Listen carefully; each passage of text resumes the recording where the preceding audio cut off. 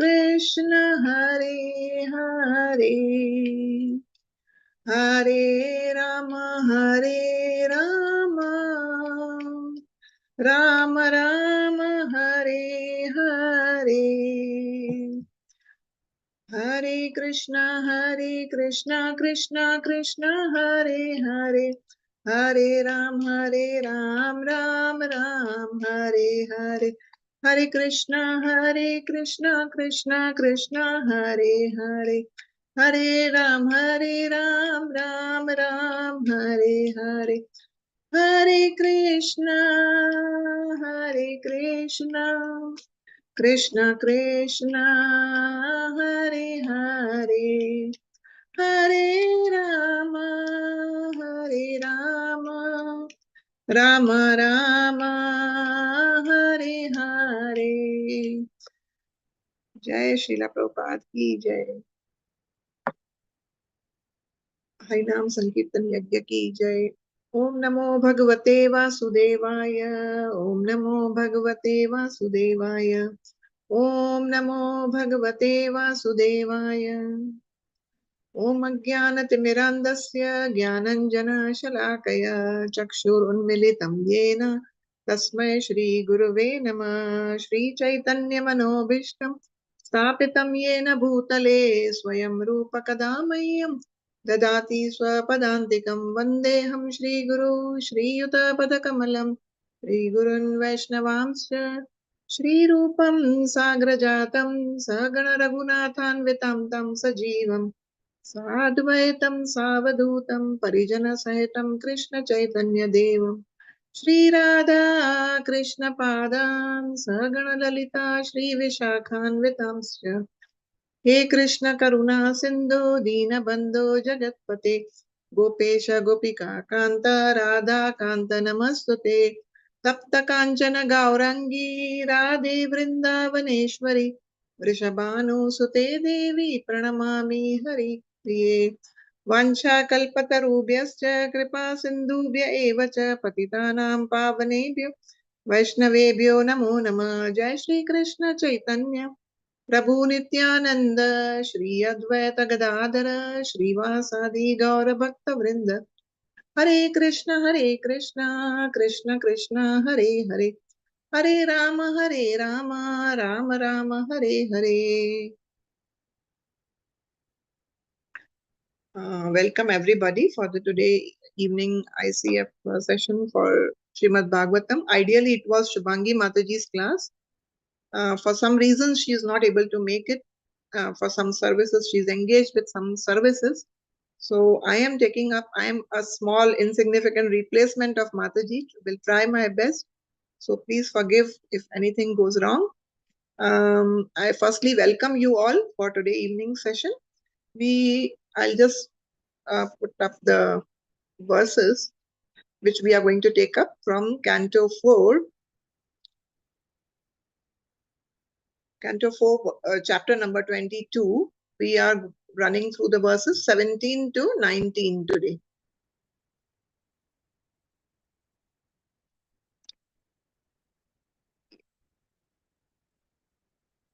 Okay, so we are good to go. Can one of you kindly recite the verse? Shall I, Mataji? Yes, please. Please. Maitreya uvacha pratostat suktam akarnya saram sustumitam madhu smayamana tvapritya kumarah pratyuvachah. Translation as well. Yes, Mataji. Translation by Srila Prabhupada ki jai. The great sage Maitreya continued, thus Sanat Kumara, the best of the celebrates, after hearing the speech of Prithu Maharaja, which was meaningful, appropriate, full of precise words and very sweet to hear, smiled with full satisfaction and began to speak as follows. Purport. Prithu Maharaja talks before the Kumaras talks before the Kumaras were very laudable because of so many qualifications. A speech should be composed of selected words, very sweet to hear and appropriate to the situation. Such speech is called meaningful. All these good qualifications are present in Prithu Maharaja's speech because he is a perfect devotee. It is said, yes, yes, yes, yes, yes, Bhaktir Yes, Bhagavati, Yasti Bhaktir Bhagavati.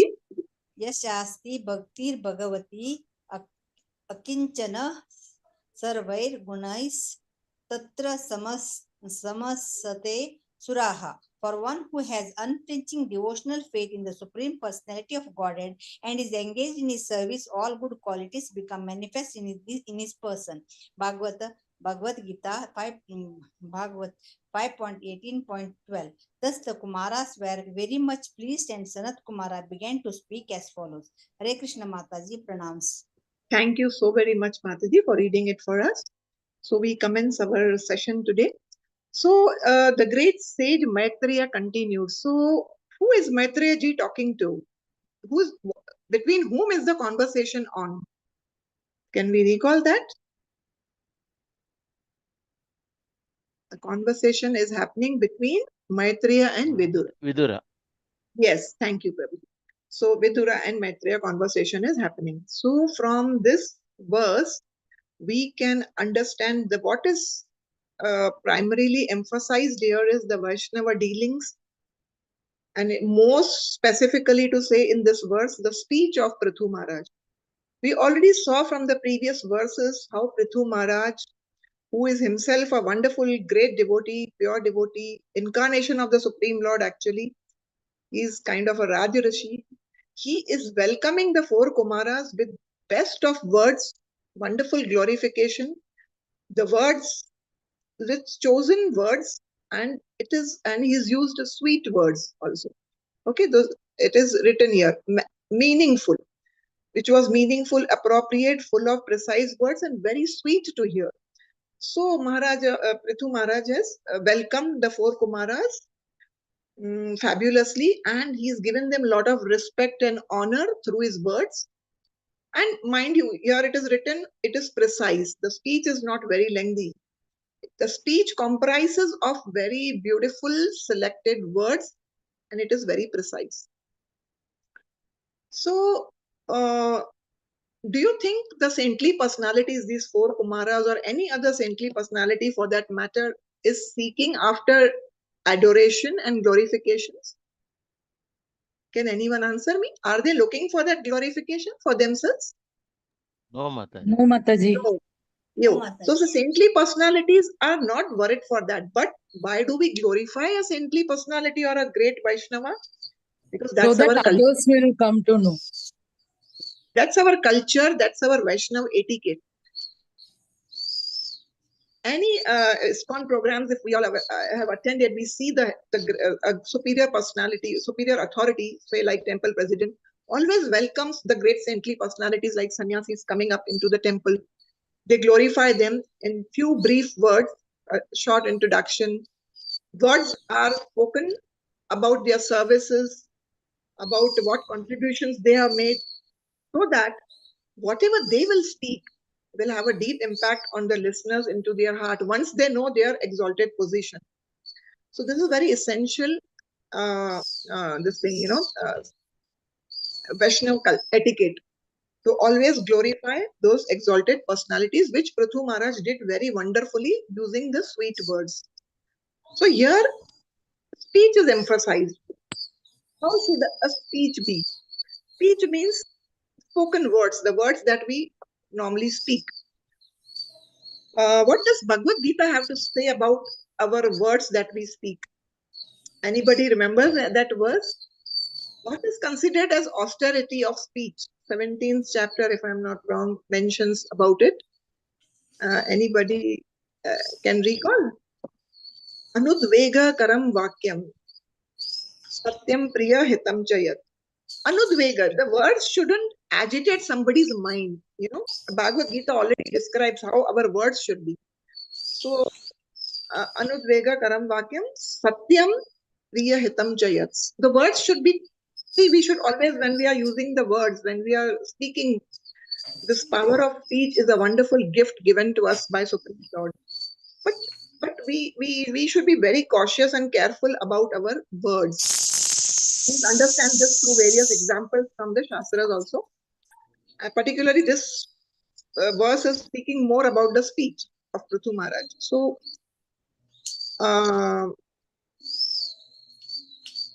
the words shouldn't agitate somebody's minds. Words, the filter test that we can take is the what I'm speaking truthful or no? I think somebody's mic is open. Humbly request you to close your mic, please, because it is giving little disturbance here. Thank you. Thank you so much. Yeah, so whenever we are speaking, we should use this filter test. The words that I'm speaking, are they truthful to somebody? Or it's just that I heard from this one, that one, there may not be an element of truth also in that. So we have to first find out, is it truthful? Is it pleasing to the listener? Is it palatable? The third test is it beneficial to that person? If I share these words with him, will it benefit him in some way?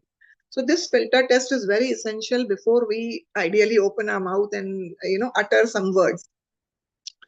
So let us, and here we are understanding Prithu Maharaj is wonderfully glorifying these four Kumaras, and four Kumaras are pleased by hearing his words. So he has spoken very nice, sweet words.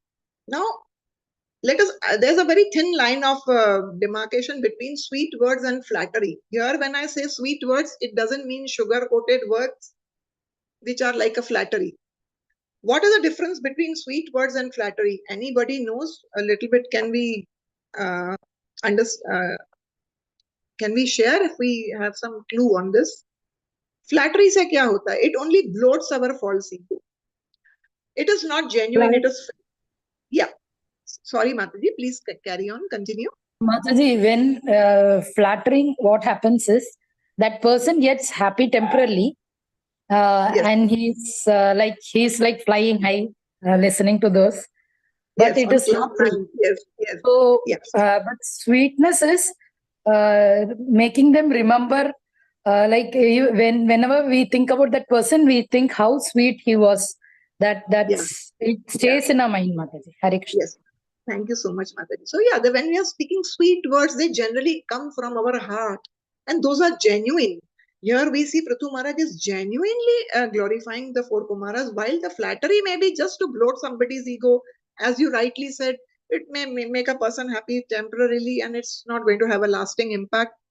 It is fake. It is not genuine, and probably it is done with a motive to get something in return. Okay, when we flatter somebody, means we have some more hidden agenda, कि मुझे इससे कुछ चाहिए, I need something from him in return. So we are not talking about flattery, we are talking about sweet words. If we look into the pages of Bhagwatam, there I'm just giving few examples because we have to run through 3 verses. So we see in Srimad Bhagwatam, Devhuti as a wife with her husband Kardam Muni. How does she interact? She has a very good intent, very intimate, respectful, and sweet words she is giving to her husband. And Srila Prabhupada is writing also in the purport, because the husbands normally interact with the outside world and their mind as it is gets agitated. So at home, the wife should always welcome him and speak to him the sweet words. So here we see sweet words, how Devoti was interacting with her husband. Then at other place we can see when Lord took the form of Moini Murti. So Lord spoke such sweet words that even demoniac mentality people, the demons, they got pacified. They were ready to, they were allowing the Moini Murti to give the nectar to the Devatas, which initially they stole that pot and they ran. But when Mohini Murti was speaking the sweet words to them, they got pacified. So see what sweet words can do. Sweet words can uplift a person, and harsh word can create a disaster. Our teacher used to always give this beautiful example of a bunch of frogs were hopping in forest. The frogs keep hopping, and 2 of them fell in a very deep pit. So others gathered around that pit and they were looking, oh, the pit is so deep, they are gone now, they will never be able to survive. And they were making gestures. And these two, the ones who fell in the pit, they tried level best. Both of them are trying to jump, hop out of that pit. But every time they are jumping and they are falling down and they are getting hurt more and more. So these ones who are outside, they started telling them, don't attempt. Your death is destined now. You cannot change your fate. So don't attempt. It's impossible. It's an impossible task to come out of this pit now. So hearing this, the one frog, he actually these discouraging words, that made him really feel that my death is near, and out of that fear only he died. He lost his life. The second one, he kept trying, though these other ones said, Arey, why don't you give it up? Give it up now, enough. Why are you giving yourself more pain? You are hurting yourself. Don't do it. Stop. Just like the other fellow, you are also going to die now. Accept it. But this one kept jumping more and more and more, and finally he put all his energy, this frog, and he was out of the pit. So all the other frogs were really stunned and they were kind of happy also. But they asked him, how could you manage this? This frog admitted, because you all were cheering for me. They said, we cheered for you? No, no, no. He said, I saw your gestures, all of you, and you all were cheering for me. They said, no, but we actually were telling you, give it up. You accept your fate, accept that death is close now. He said, but I am deaf, so I couldn't hear all that. So I was only seeing your gestures and I was thinking you all are cheering for me and I must somehow jump and be united back with the group. So this is how that particular time Maharaj was explaining that how discouraging words made the earlier frog give up his life. He just stopped attempting to come out of that pit. While the other one who was deaf felt they want me back. So ideally, Maharaj was explaining that time that we should give deaf ears to discouraging words.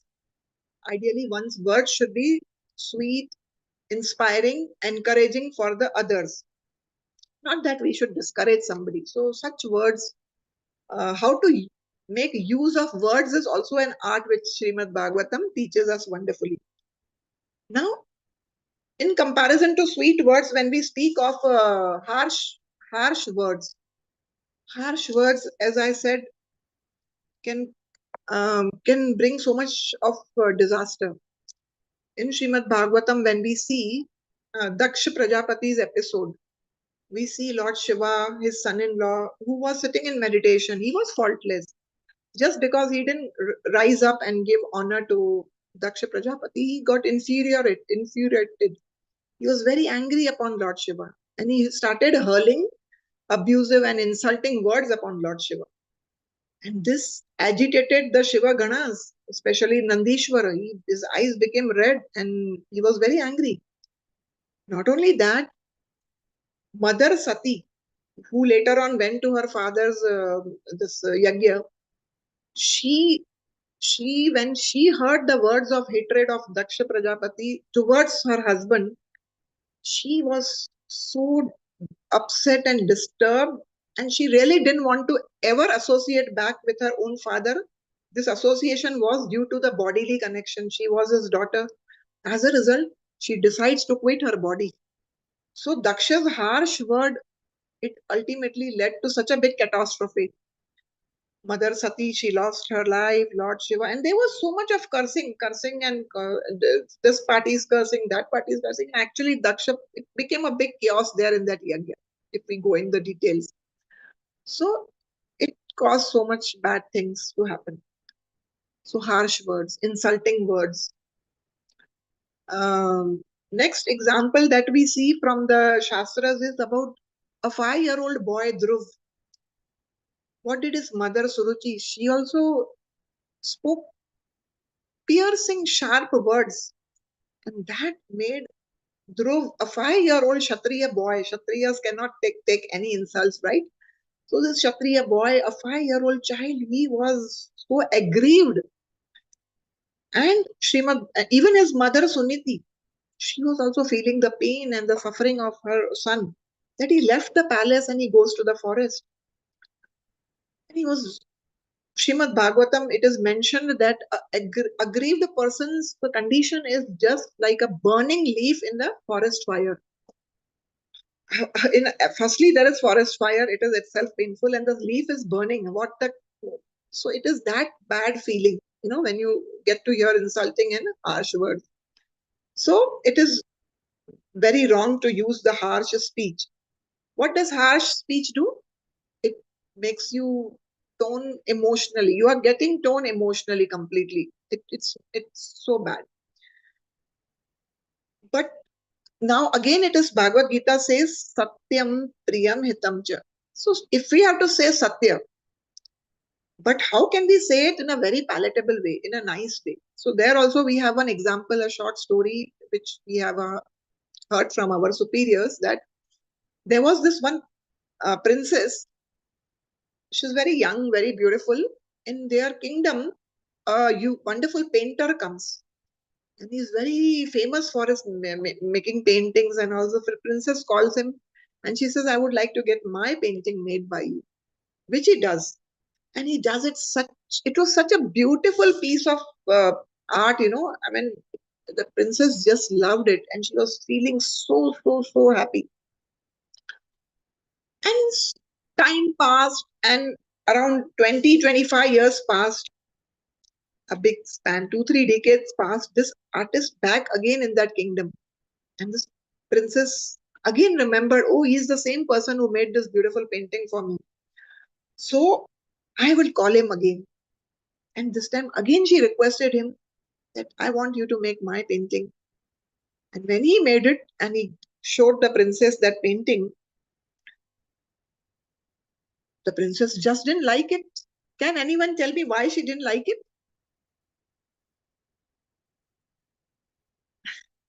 Why didn't the princess like the painting made by the artist? Because, as I said, 3 decades had passed, 3 decades had passed. So obviously she turned old. If she turned old, the beauty has faded. And this painter was good enough to capture everything the way it was. And when he painted her as a little elderly woman, and maybe her looks also changed, and she was not looking that great. So she didn't like that painting. She said, "What is this earlier painting? I just loved so much, and I can't. I just love that painting. This was not that good." So that time this artist didn't tell her on face that, oh, because you've grown old and you've become little ugly. What did he say? Satyam Priyam Hitam Cha. How did he see the use of words? There is no flattery. He's telling the Satya, but in a very nice way. So he told her, respected princess, I know this painting you're not liking, because 20 years back when I made that painting for you, now 20 years have passed, I have become old, no? So maybe it is affecting my way of making the painting. I have turned old, princess. So please forgive me, since this painting is not as per your liking. So he told her, but he didn't tell her that you have turned old. He just put the blame on himself, that I have turned old. So as a result, the painting is not as you anticipated. So indirectly, he gave her the truth also. So this is how it is understood, that how we have to be. Also, Prabhupada further says controlled speech. Srila Prabhupada, in one of the puppets, he gives reference of Rupa Goswami, where he says, according to Rupa Goswami, controlled speech means the speech which glorifies the Supreme Lord. That is the controlled speech. So that speech is the perfect speech.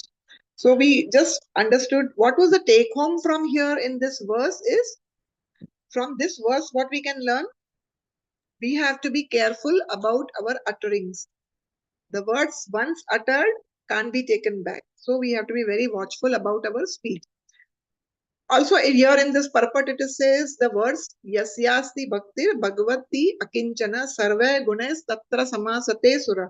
These are the words written for Prithu Maharaj, the one who is a pure devotee, one who is doing bhakti. Naturally, all the good qualities which are residing in devatas are present in him. Automatically, need not endeavor. So one of the quality is to glorify, to use the best possible words to give pleasure to the hearer, listener. So we go to the next verse, 4.22.18. One of you could kindly read it. Mataji, may I Sure. read? Yeah, please, please. Thank you, Mataji.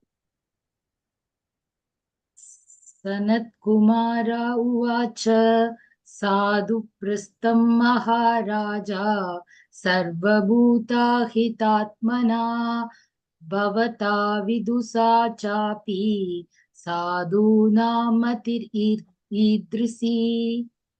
Translation and purport as well. Should I read that or shall we give chance to others, Mataji?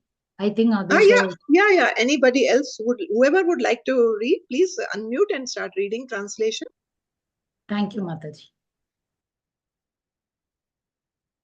Hare Krishna Mataji. Pranams Yeah, Mataji. Prabhu. Hare Krishna, Prabhu, please read the translation. Translation by A.C. Bhakti Vedanta Prabhupada ki jai. Sanat Kumara said, "My dear King Prithu, I am very nicely questioned by you. Such questions are beneficial for all living entities, especially because they are raised by you, who are always thinking of the good of others. Although you know everything, you ask such questions because that is the behavior of saintly persons. Such intelligence is befitting your position." Hare Krishna Mataji. Pranams Mataji. Purport. Yeah, Pranam Prabhuji. Purport, somebody could read it, please. Hare Krishna Mataji, Dandavat Pranam. Pranam Mataji.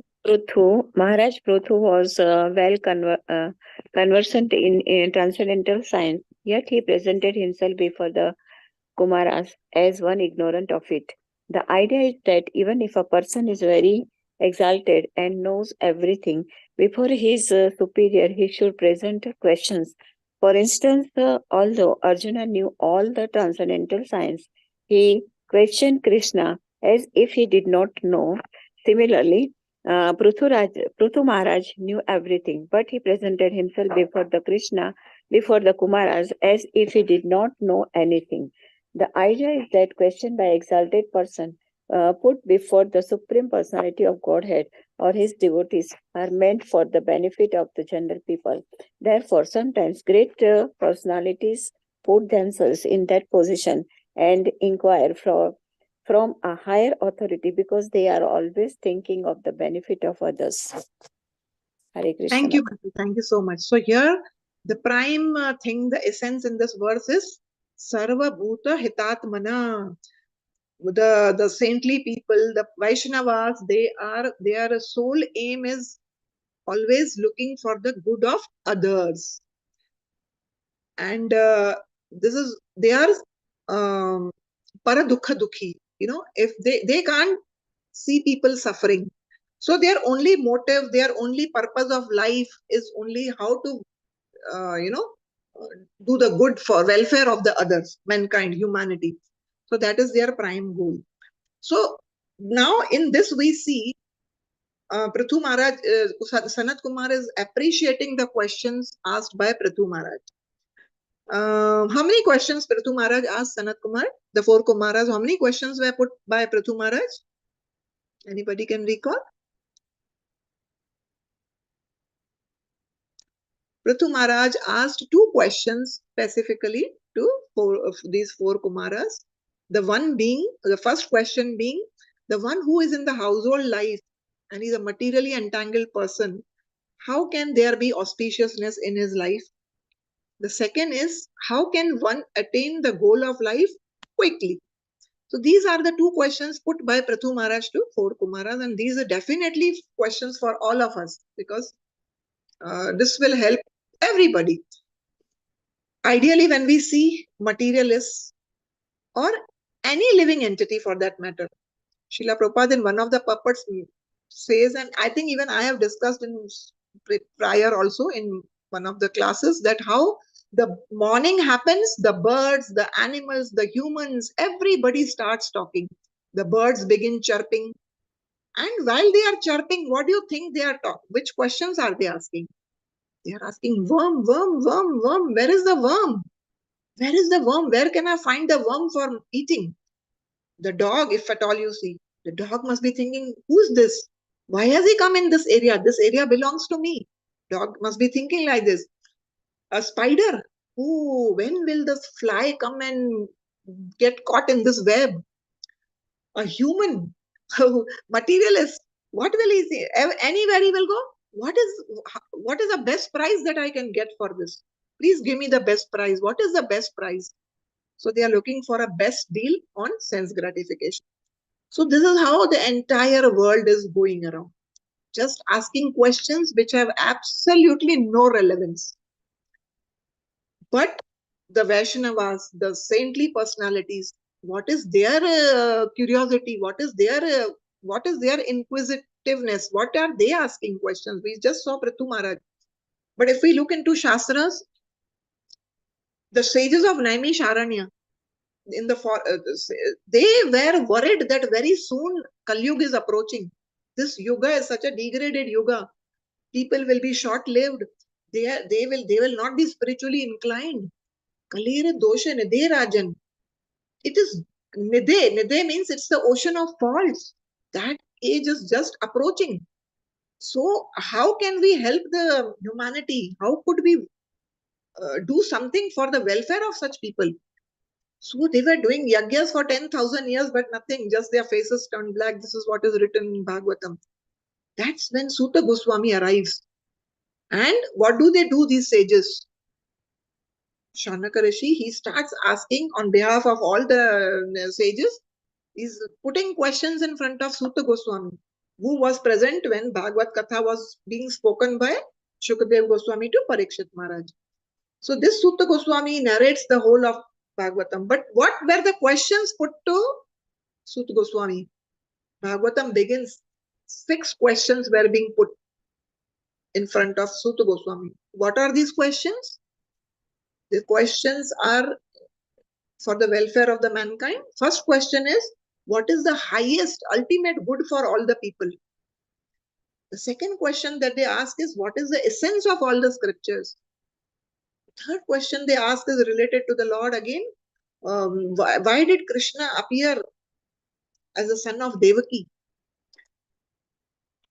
What are his activities, the leelas of the Lord? Explain about the incarnations of the Lord. That is the fifth question. The sixth is, when Lord left the earthly planet and went back to his abode, whose shelter did Dharma take? So these 6 questions were elaborated by Suta Goswami. So this is all. While we just saw that how materialists ask questions which are pertaining only to eating, sleeping, mating, defending. What will I eat? With whom will I mate? How can I defend myself? So these are only topics that are going on in their mind.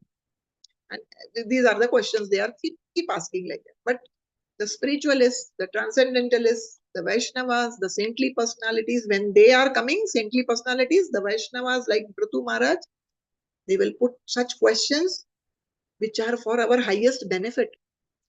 Looking at Parikshit Maharaj.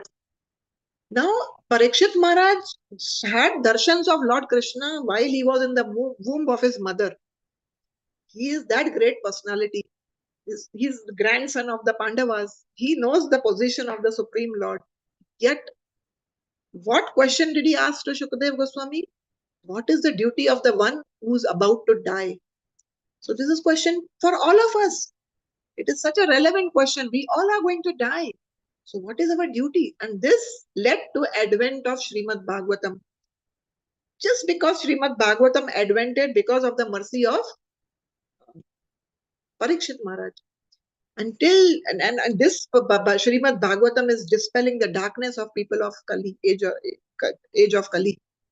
It is helping us to get over our ignorance. If we seriously have oral reception or we read, it is helping us to revive our original position, revive our dormant love for Supreme Lord. It helps. This is the only scripture which deals with pure devotional service towards the Supreme Personality of the God. So Next example that we can think of is Arjuna's, which Prabhupada is also mentioning further. Arjuna also knew everything. He is that personality who, when there was Krishna asked Arjuna and Duryodhan, who wants my Sena and who wants me? Arjun immediately chose Krishna. This shows how Arjun was already knowing the position of Supreme Lord, but Krishna puts him in ignorance. He makes him an instrument so that the teachings of Bhagavad Gita are for this whole world. So this is how Arjuna is putting questions. And initially his mood was of a friend, but later on he surrenders as a disciple. Shishyaste Shadimam Tvam Prapannam. He surrenders to the Supreme Lord. And this is how the Bhagavad Gita appeared in this world. So we can see, because of all these personalities, how much benefit is there for the mankind.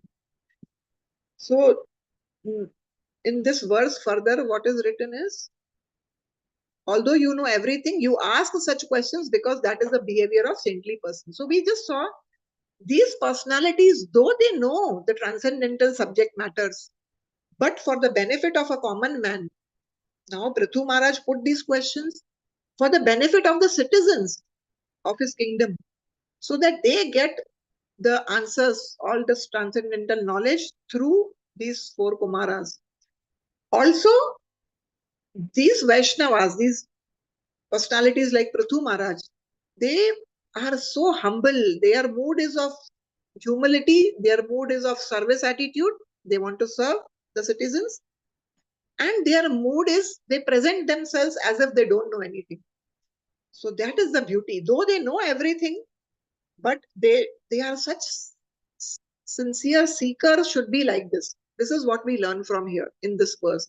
A sincere seeker should have these qualities of humility, quality of service attitude, and he should put questions so that a common man can also get benefited. A normal material person, if he will hear these conversations and dealings of a Vaishnava with these saintly personalities, there is so much to gain and learn and apply and imbibe in life. So this is what we learned from this verse. And we understood how the sadhus' only aim is, they are thinking only about the welfare of the others. They are so selfless. We even see our Srila Prabhupada at the age of 70. Which person can ever go overseas and go through so many struggles? But he wanted to give us all these scriptures. He wanted to give us the knowledge. He took the pains for all of us. So we see a sincere, exalted Vaishnava is like that. For him, he has no personal agenda, but what he has in his mind is the welfare of all the other living beings. Going to verse number 19, we would read, any one of you, please.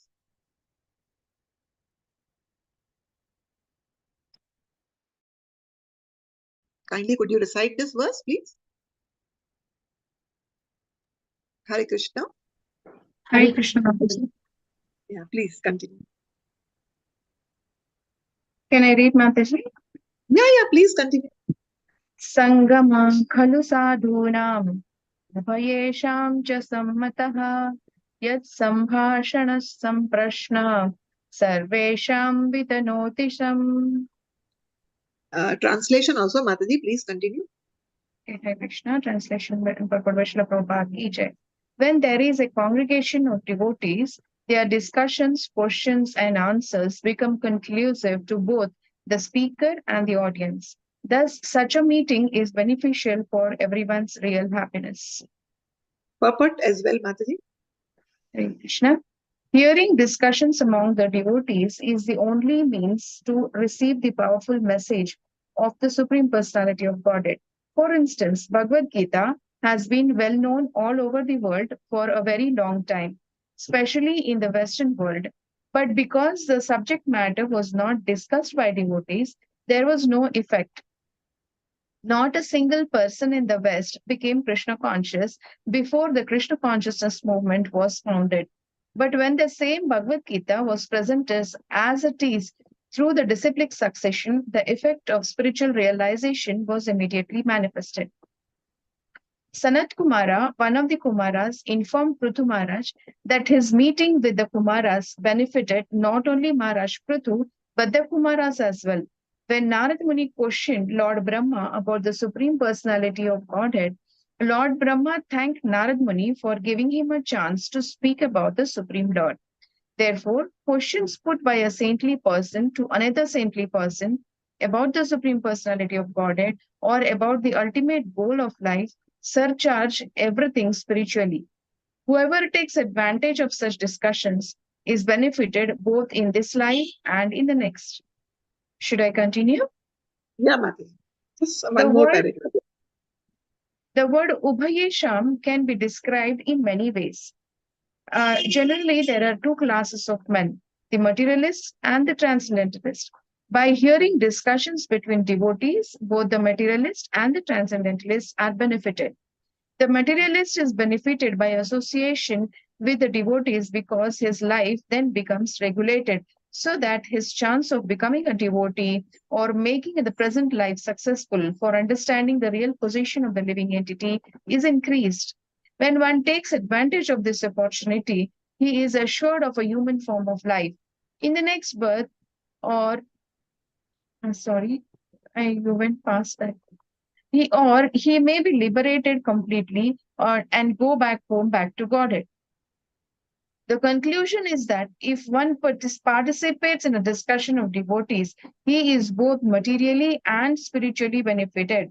The speaker and the audience are both benefited, and the karmis and jnanis are benefited. The discussion of the spiritual matters amongst devotees is beneficial for everyone, without exception.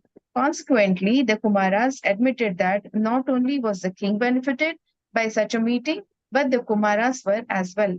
Hare Krishna Mataji. Thank you, Mataji. Thank you so much. Thank you so much. So this verse is again continuation of the 18th one which we read. Something similar only, but again it is emphasizing that when the devotees assemble, when they congregate, when the devotees are congregating, what will they do? When devotees congregate, what will they do? They will do Hari Katha, right? Apart from that, they have nothing to discuss. When two devotees meet, they will either speak about this lecture I heard today. Today I heard this, something very interesting. I mean, I read this pastime of the Lord. So the devotees are always, as Bhagavad Gita says, Pushyanti cha Ramanti cha. They, beyond this, they nothing material is in that scope. When they are meeting together, they are always happy to discuss spiritual subject matters. There is no mundane topics of discussion, ideally. I'm talking about a genuine Vaishnava who is really taken up the path of spiritual life in a very sincere manner. For him, wasting a moment without even thinking of Lord is a waste of time. So he will somehow or the other dovetail his activities in such a way that his goal is always remember Krishna, never forget Krishna. So somehow or the other, he will be doing his material activities, duties, everything. But when the devotees congregate together, when they meet, assemble, they are relishing sharing a Hari Katha with each other. So this is what was being mentioned in this verse. And here, why this is mentioned? Because when Prithu Maharaj asked these questions to four Kumaras, Sanat Kumar and the four Kumaras, they all felt very pleased because the line in the purports mentioned, it spiritually enlivens and nourishes everyone. Okay, the topics which are related to the Supreme Lord is form, name, qualities, pastimes. It nourishes everybody. See, we have to always remember we are soul, not this body. So what nourishes, what gives the soul the real pleasure, the eternal happiness, the anand, the bliss that we experience, that we get only through Hari Katha. Whatever so-called happiness that we are getting on the bodily platform and all, it cannot give us genuine and real happiness. But the topics related to the Supreme Lord, that is purely giving us that joy and the bliss. And the devotees are happy. Here Prabhupada gives in the this verse gives the example of Narada. When Narada went to Brahmaji, Narada thought Brahmaji is the creator, and Brahmaji is feeling very enthused. Brahmaji is feeling very, very enlivened to share the glories of the Supreme Lord. He's telling, no, my dear son Narada, I am secondary creator. The original creator is Supreme Lord, and then again he glorifies the Supreme Lord. He shares about the Supreme Lord. A genuine devotee, a Vaishnava, caliber of Brahmaji, and we'll see some more examples. They never want to miss an opportunity to glorify the Lord. Remember that. Another example in Ajamil Katha, when the Yamadutas are defeated by the Vishnu Dutas and they go to their master, that is Yamaraj, and they tell Yamaraj, we thought today we got defeated by some effulgent personalities. We thought you are the final authority. Who else could be superior to you? And Sri Yamaraj, being a Mahajan, being a pure devotee, he feels very happy and glad to share that no, Yamadutas, then he speaks about the Supreme Lord, Krishna, that he is the ultimate controller, he is the final decision is his. And the one who's chanting the name of Narayana, you please don't even go to near them even in their dreams. So they elaborate about the position of the Supreme Lord. This is what, so when they are speaking, it nourishes them. When the one who is hearing, it nourishes spiritually, it recharges you and nourishes you, enlivens you, enlightens you, illuminates you so much. In fact, in Bhagwatam 10th canto, there is one verse which says, Vasudeva Katha Prashna Pumsam Strin Punatihi. When Vasudev Katha, it purifies. Punati means purifies. Three types of categories of people. Vaktaram Prichakam Shotrums Tat Pada Salilam Yatha. Means three categories of people. Vaktaram, the one who speaks the Hari Katha. Prichatam, one who's asking, the one who's inquiring. Sometimes we have question answers, but the questions related to the transcendental subject matter. Questions related to your bhakti. How can you spiritually advance? Questions related to that. Selecting, choosing the right question is again a very important thing. Our teacher used to tell us in India when I was there, so there would be people who would be sitting in the satsang, but then bit less intelligent, that they would be asking questions which have no connection how we can progress in spiritual life. There would be 1-2 examples I will give you. Like Lord Ganesha's head was chopped off and then they gave him elephant head. But where is that original head now? Okay, why this one has that many heads? How can there be 1,000 arms for so and so personality? Like that questions which are absolutely, it doesn't help you. Even if you get an answer, how does it help you to progress in your spiritual life? Questions should be what Sanatan Goswami, all these acharyas are teaching us. When they met Rupa, Srila Lord Chaitanya, what was the question? Ke Ami, who am I? Why am I suffering the three tapas? Why am I in this material world? Who's the Supreme Lord? How can I connect back with Him? Questions related to this, which will really help me to make quick progress in the spiritual path. These are the right questions when saintly persons arrive. Material people, even when they sometimes see, Prabhupada used to tell that they will come to the saintly people and still seek Ashrivad de do, give us blessings that I am prosperous, my business goes good. Is that the thing to be asked? At the lotus, when you're sitting at the lotus feet of saintly personalities, you still asking, how can I improve my position in jail? Huh? Jail mein reh ke, how can I, ultimately you are still in the jail. You have to get free from the jail.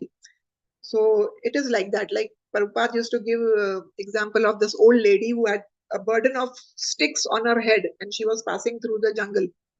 And since she was very old and frail, she dropped those bundle of sticks down. She couldn't lift and put it back on her head. That time Supreme Lord arrives. Somehow mercifully manifests. My dear mother, what can I do for you?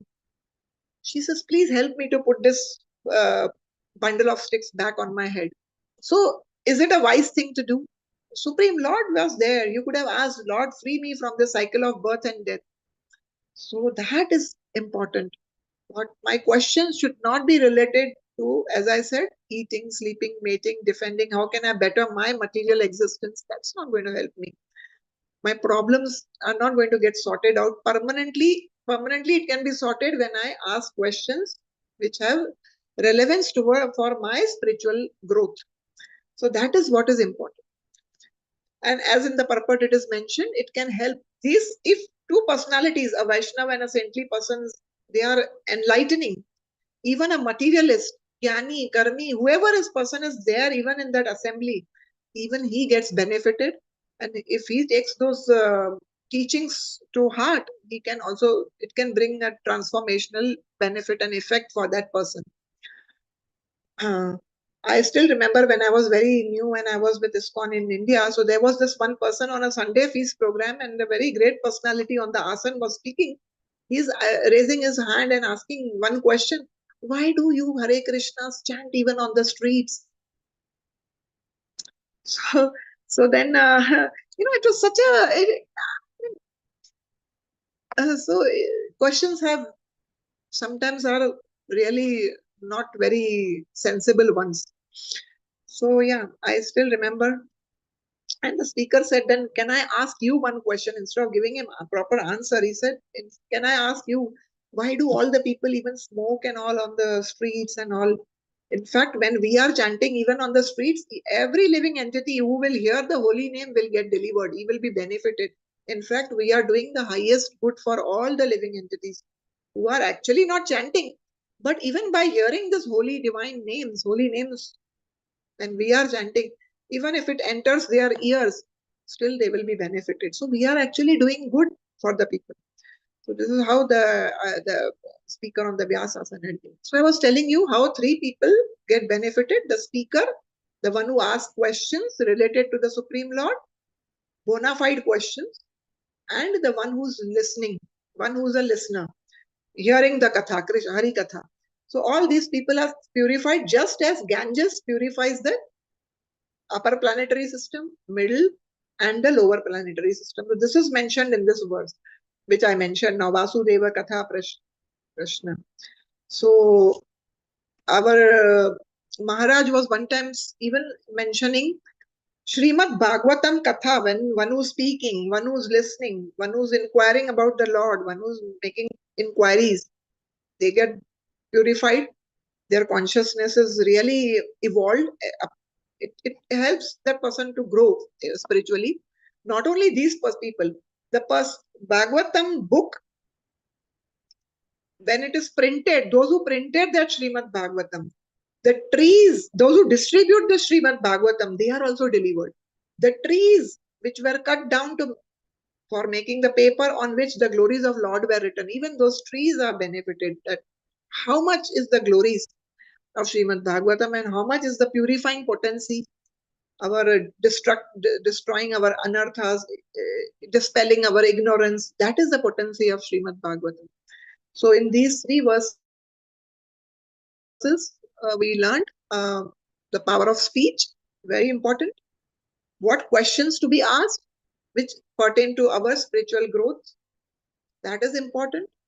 And how should be the mood of the one who's inquiring, not in the challenging spirit he should be asking, but he should be asking in a mood of humility, in the service attitude, and also trying to make sure that I present myself as if I don't know anything, so that the answers given by the saintly personalities will bring so much benefit to all the people. Now, Srimad Bhagwatam advantage for lifetimes, millions of lifetimes, it's going to benefit the generations and generations of the living entities.